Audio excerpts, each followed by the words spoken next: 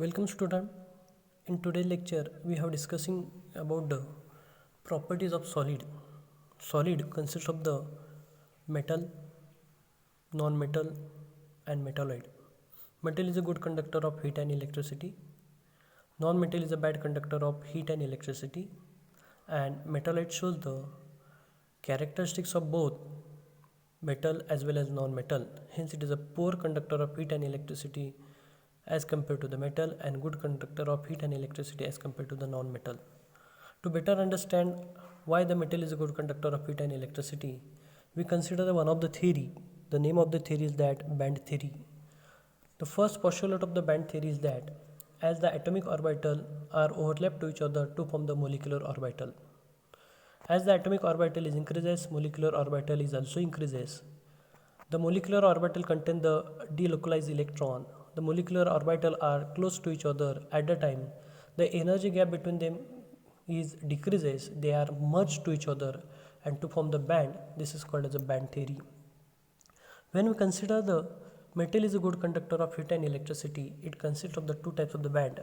First one it is called as a valence band, and second one it is called as a conduction band. The energy gap between the valence band and conduction bands is less, so that when you provide the small amount of energy at the time, the electron is get shifted from the valence band to the conduction band. Hence it is a good conductor of heat and electricity. While the non-metal, the energy gap between the valence band and conduction band is very high. When we provide the small amount of energy, the electron cannot be easily shifted from the valence band to the conduction band.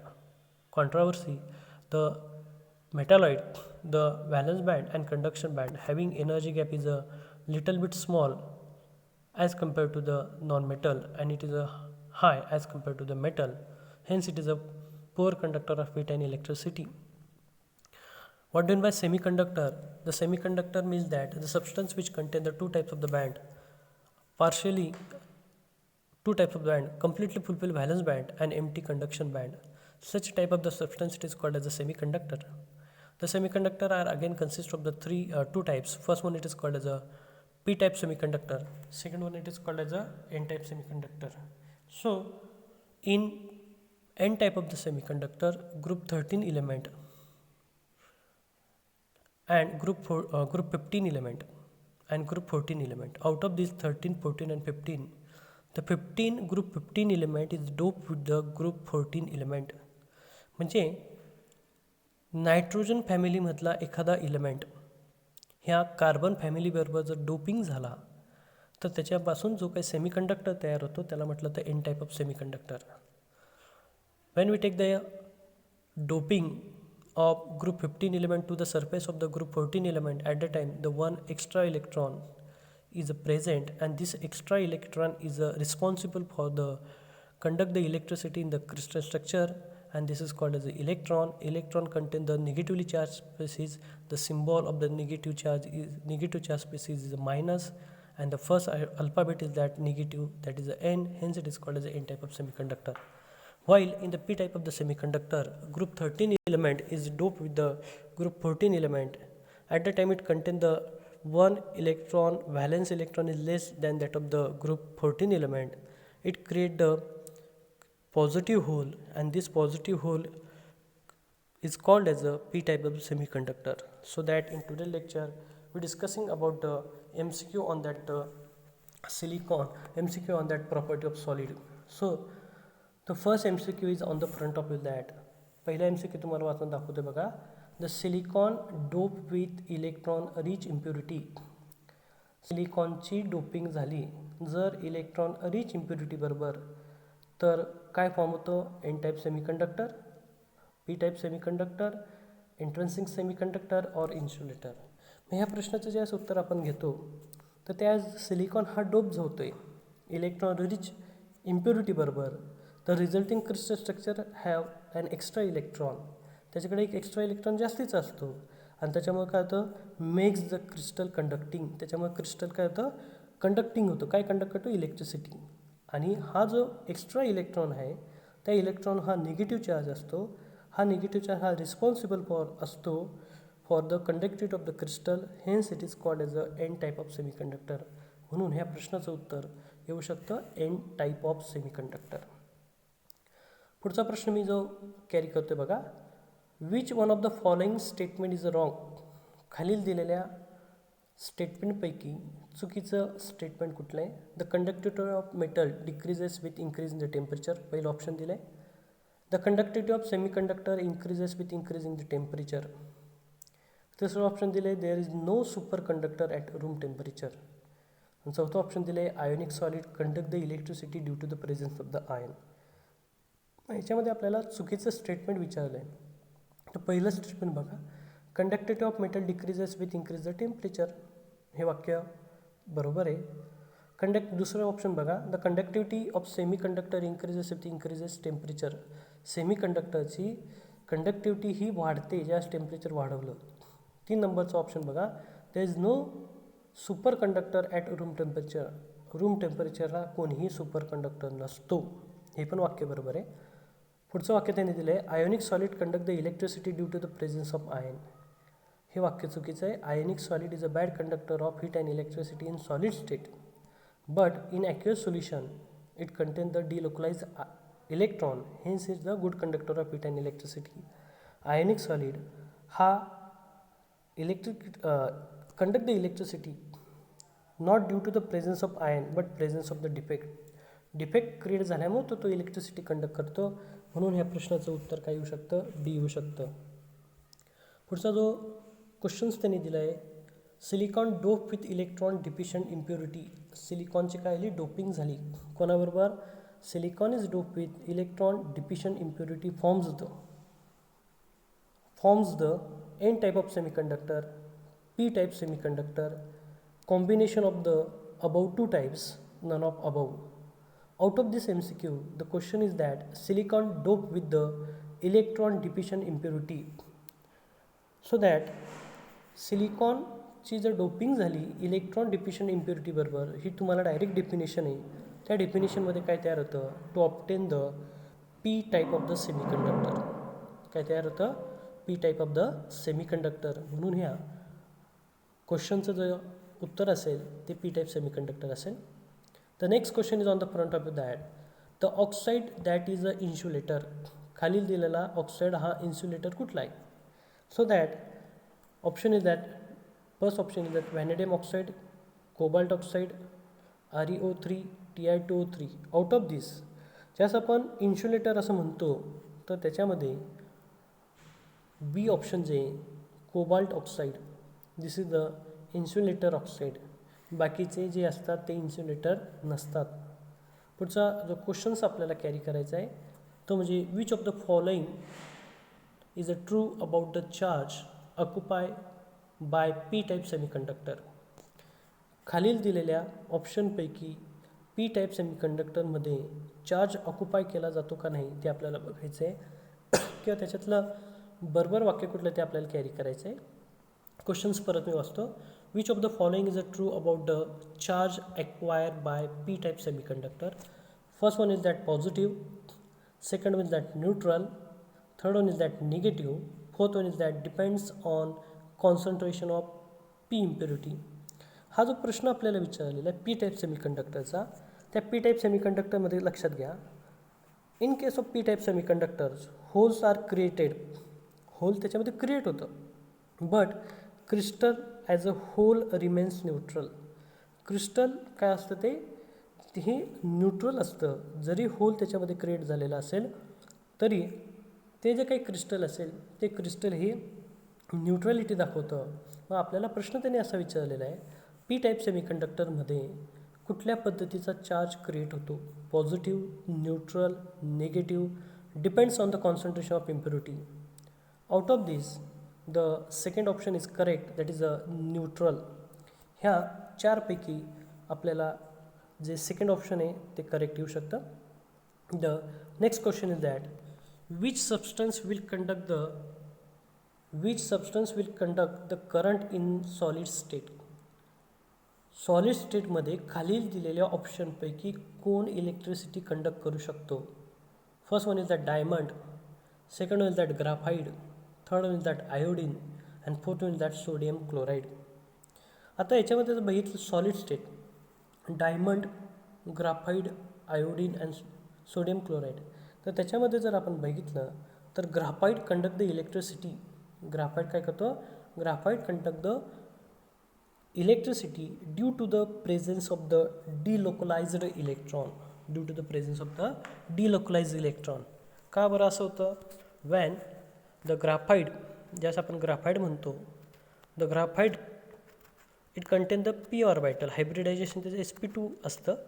त्याच्यामध्ये pz orbital हा empty असतो. This pz orbital is a react with the carbon and to form the pi bond, and this pi bond contain the molecular orbital, and this molecular orbital contain the delocalized electron, and due to the presence of the delocalized electron they can be moved from one place to the another place, that is they conduct the electricity.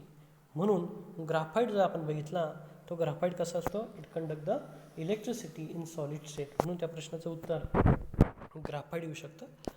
त्याच्यानंतर पुढचा प्रश्न मी carry करतोय बघा. A ferromagnetic substance becomes a permanent magnet when it is a place in magnetic field because. आता याच्यामध्ये ferromagnetic substance हा permanent magnetic field दाखवतो केव्हा? When it is place in magnetic field. When it is place in the magnetic field. आता याच्यामध्ये लक्षात घ्या 3 प्रकारचे सबस्टन्स असतात. First one it is called as a diamagnetic substance, second one it is called as a paramagnetic substance, and third one it is called as a ferromagnetic substance. The substance which contain the number of unpaired of electron is 0, it is called as a diamagnetic substance. The substance which contain the unpaired of electron is not 0, it is a 1, 2, 3, it is called as a paramagnetic substance. And the substance which contain the more unpaired of electron, it is called as a ferromagnetic substance.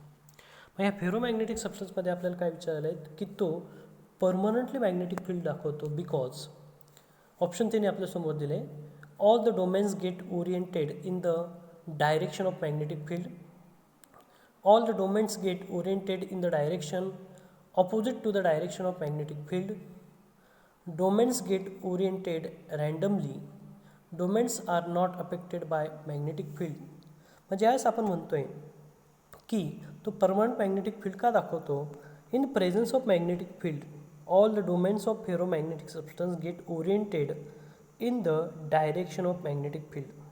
ज्यावेळेस आपण ferromagnetic substance घेतोय त्याच्या आजूबाजूला आपण magnetic field create केलं किंवा develop केलं तर त्याच्यामध्ये जे डोमेन्स असतात फेरोमॅग्नेटिक सबस्टन्सचे they get oriented in the direction of magnetic field. ते कुठल्या डायरेक्शनला ओरिएंटेड होतात? they oriented to the direction of magnetic field, hence it shows the permanent magnetic, hence it shows the permanent magnet.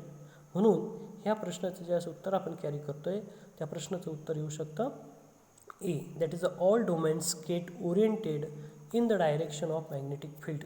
these are the answer of this question. The next is that the crystal where dipole may align themselves in an order manner so that there is a net dipole moment exhibited by. Crystal घेतला, त्या क्रिस्टलला dipole आहे, स्वतःबरोबर तो dipole create करतो. त्याच्यानंतर त्याने काय म्हटलं आहे? In an order manner so that there is a net dipole movement exhibit. मग यास आपण क्रिस्टल याचं त्यांनी आपल्याला ऑप्शन्स दिलेत बघा. पायरो इलेक्ट्रिसिटी, पॅरामॅग्नेटिझम, डायमॅग्नेटिझम आणि अँटी फेरो इलेक्ट्रिसिटी. तर ह्या प्रश्नाचं जे आपण उत्तर बघतोय तर पॅरामॅग्नेटिझम हे त्याचं उत्तर आहे. का बरं? Crystal having the net dipole movement shows the paramagnetism. आता याच्यामध्ये त्यांनी आपल्याला विचारलेलं काय होतं? Crystal where dipole may align themselves in order so that there is a net dipole movement. तर पॅरामॅग्नेटिझममध्ये they are contain the unpaired of electron, their direction is same. Physics मध्ये आपलं झालेलं आहे, if the two vectors having direction is opposite the resultant vector is 0, but in paramagnetic it contain the unpaired of electron and their direction is the same. It is a upward direction or either it is a downward direction, so that it shows the net dipole moment, and this net dipole moment shows by only the paramagnetism. Hence the answer of this question is that पॅरामॅग्नेटिझम. मग आपण जे काही questions आता carry केले, त्याचं एक एक उत्तर परत मी समजून सांगतो तुम्हाला. पहिला जो क्वेश्चन्स आपण घेतला होता सिलिकॉनचा, when silicon doped with an electron rich impurity forms the answer of this question is that obviously it is a n type of semiconductor. काय त्याचं उत्तर n type of semiconductor. त्याच्यानंतर 121 जो क्वेश्चन्स आपण घेतला होता त्याचं उत्तर जे आहे ionic solid conduct the electricity due to the presence of the ions, that is the D option is correct. The next question is that 122, silicon doped with an electron deficient impurity forms n type semiconductor, p type semiconductor, combination of above type, none of these. The answer of this is that none of these. The oxide that insulate is, the answer is that B. Which of the following is true about the charge acquired by the p-type semiconductor? The answer is that obviously neutral. Which substance will conduct the current in the solid state? Answer is that solid. And the 126 question is on the front of you, that the ferromagnetic substance becomes a permanent magnet when it is placed in the magnetic field. The answer is that A. And last question is that the 127 answer is that paramagnetism. Answer is that paramagnetism.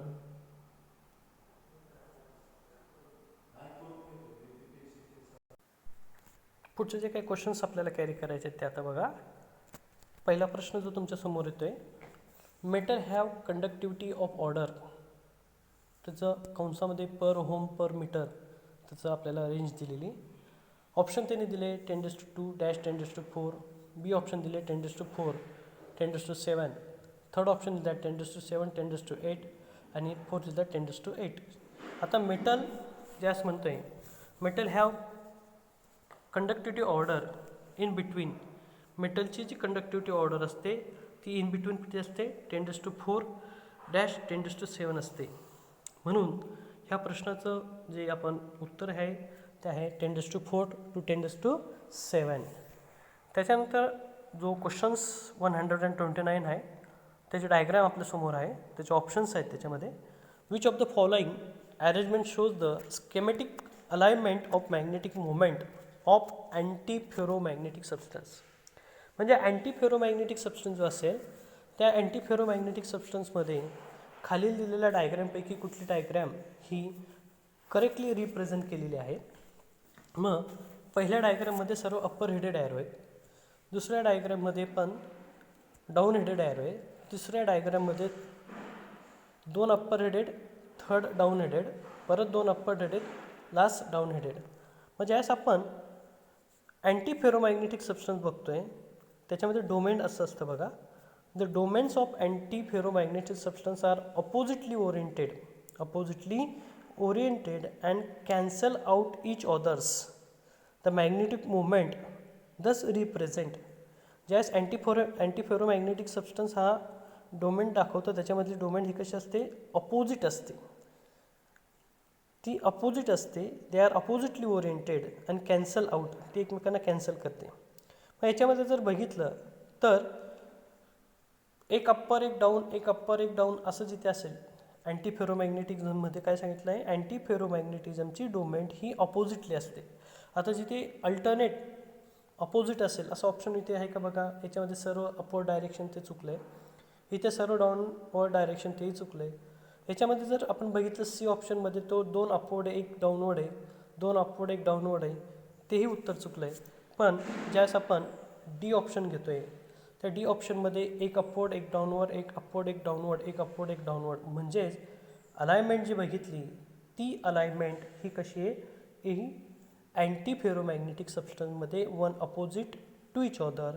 That is answer of this question is that D. म्हणून या प्रश्नाचं उत्तर काय? D येऊ शकते MCQ. पुढचा MCQ मी घेतो आहे. And oxide of transition metal that has conductivity as well as the appearance like that of the copper. म्हणजे खालील दिलेल्या ट्रान्झिशन मेटलमध्ये जो काही ऑक्साईड असेल तो कंडक्टिव्हिटी दाखवतो आणि कॉपरसारखं ॲपिरन्स दाखवतो असा कोण आहे? त्याच्यामध्ये पहिलं ऑप्शन दिलं आहे त्यांनी Ti2O3, V2O3, ReO3, Mn2O3. मग ज्याच्यामध्ये कॉपरचं ॲपिरन्सेस असेल तर तो असायला पाहिजे कॉपरमधलाच, म्हणजे 3D, 4D आणि 5D सिरीज. तर 3D, 4D आणि 5D सिरीज याच्यामध्ये जे असं आपण ट्रान्झिशन मेटल घेतो आहे तर कॉपरसारखाच बिहेवियर दाखवणारा ट्रान्झिशन मेटल म्हणजे ReO3 असतो. काय असतो तो? ReO3. त्याच्यानंतर पुढचा जो प्रश्न आपण घेतो आहे, which of the following statement is not true. खालील दिलेल्या वाक्यांपैकी कुठलं विधान हे बरोबर नाही म्हणजे चुकीचं आहे. Paramagnetic substance are weakly attract by the magnetic field. Ferromagnetic substance can not be magnetize permanently. The domains in antiferromagnetic substance are oppositely oriented with respect to each other. Pairing of electron cancel their magnetic movement in the diamagnetic substance. मग याच्यामध्ये जर त्यांनी आपल्याला बघितलं आहे की ह्या चारपैकी कुठलं ऑप्शन हे चुकीचं आहे तर त्याच्यामध्ये लक्षात घ्या. Paramagnetic substance are weakly attract by magnetic field हे वाक्य बरोबर आहे. Pairing of electron cancel their magnetic movement in diamagnetic substance ही वाक्य बरोबर आहे. त्याच्यानंतर domains in antiferromagnetic substance are oppositely oriented with respect to each other. आत्ताच कुठेतरी प्रश्न बघितला होता, एक अपवर्ड असेल तर एक डाऊनवर्ड असेल, तेही उत्तर बरोबर आहे. मग राहिला प्रश्न बी ऑप्शनचा, ferromagnetic substance can be magnetize permanently. इथे शब्द दिले can not be magnetize permanently म्हटलं आहे, पण ferromagnetic substance, the ferromagnetic substance can be magnetize permanently. म्हणून ह्या ज्या MCQचं उत्तर आहे ते बी आहे, कारण की ते विधान चुकलेले. त्याच्यानंतर पुढचा जो क्वेश्चन्स आपल्यासमोर येतो आहे, ferromagnetism is a maximum in. Ferromagnetism हे खालील दिलेल्या ऑप्शनपैकी कुठे सर्वात जास्त असतं? Fe, cobalt, nickel, none. तर लक्षात ठेवा, ट्रान्झिशन मेटल जे असतात ते सर्वच्या सर्व ट्रान्झिशन मेटल हे maximum ferromagnetic substance property show करतात. म्हणून त्याचं उत्तर आलं Fe, निकेल, कोबाल्ट आणि नन. याच्यामध्ये जर बघितलं तर फेरोमॅग्नेटिझम इज मॅक्झिमम इन निकेलमध्ये पण आहे, कोबाल्टमध्ये पण आहे, Fe3O4मध्ये पण आहे. म्हणजे याच्यामध्ये जर आपण बघितलं सर्व फेरोमॅग्नेटिझम आहेत, पण ऑप्शन देताना त्यांनी आपल्याला सेपरेट दिले आहेत. म्हणून याच्यामध्ये ऑप्शन कुठलंच नाही, म्हणून याचं उत्तर येऊ शकतं नन. हां, आपण जे काही प्रश्नच बघितले त्या प्रश्नाचे उत्तर परत एकदा सांगतो. 128मध्ये ज्यावेळेस आपण कॅरी केलं होतं त्या 128चं metal have the conductivity of the order, त्याचं उत्तर आहे in between the range 10⁴ dash 10�7. त्याच्यानंतर 129 नंबरच्या प्रश्नामध्ये त्यांनी आपल्याला अलाइनमेंट विचारलेली होती अँटीफेरोमॅग्नेटिक सबस्टन्सची. ज्यावेळेस अँटीफेरोमॅग्नेटिक सबस्टन्सची अलाइनमेंट येते त्यावेळेस ते एकमेकांच्या अपोजिटली असतात. That is their orientation is opposite. That is D option is correct. That is 130. An oxide of transition metal that has conductivity as well as appearance like that of the copper. कॉपरसारखं behaviour करणारा आणि conductivity दाखवणारा तर काय त्याचं option ReO3. त्याच्यानंतर पुढचा प्रश्न आपण कॅरी केला, which of the following substance is not true. खालील दिलेल्या वाक्यांपैकी कुठलं विधान हे बरोबर नाही. Paramagnetic substance are weakly attracted by magnetic field हे वाक्य बरोबर आहे. Pairing of electron cancel their magnetic moment in diamagnetic substance ही बरोबर आहे. Domains in antiferromagnetic substance are oppositely oriented with respect to each other ही वाक्य बरोबर आहे. मग कुठलं वाक्य चुकीचं आहे? Ferromagnetic substance can not be magnetize permanently हे वाक्य चुकीचं आहे. मग ferromagnetism is a maximum in Fe, cobalt, nickel या सर्वांमध्ये मॅक्झिमम असतो तो, पण त्याचा ऑप्शन त्यांनी दिलेला नाही, म्हणून इथे नन ऑफ दिस आपण कॅरी करतो आहे. म्हणजे आपण आताच्या तासाला जे काही क्वेश्चन्स आपण बघितले ते क्वेश्चन्स प्रामुख्याने कशावर होते? ते क्वेश्चन जे होते ते P type semiconductor, N type semiconductor, त्याच्यानंतर पॅरामॅग्नेटिक सबस्टन्स, डायमॅग्नेटिक सबस्टन्स याच्यावर होते. वर्गामध्ये तुमची जी काही थिअरी झाली त्या थिअरीशी रिलेटेड आपण आज जे MCQ बघितले ते MCQ तुम्ही घरी जाऊन व्यवस्थित कॅरी करा. त्याचे उत्तर, त्या प्रश्नाचं उत्तर तेच का, हे पण आपण आता डिस्कस केलेलं आहे. पार्ट सेकंडमध्ये याच्या पुढचे जे काही MCQs असतील ते MCQs आपण पाहणार आहोत. परंतु आता आपण थेरीच्या शेवटी कन्वर्ट झालेलो आहे, थेरीच्या अगदी जवळ आलेलो आहे. त्याच्यामुळे हा पार्ट झाल्यानंतर आपण त्याचे MCQs सॉल्व करणार आहोत. पुढच्या तासाला आपण पुढचा पार्ट घेणार आहोत.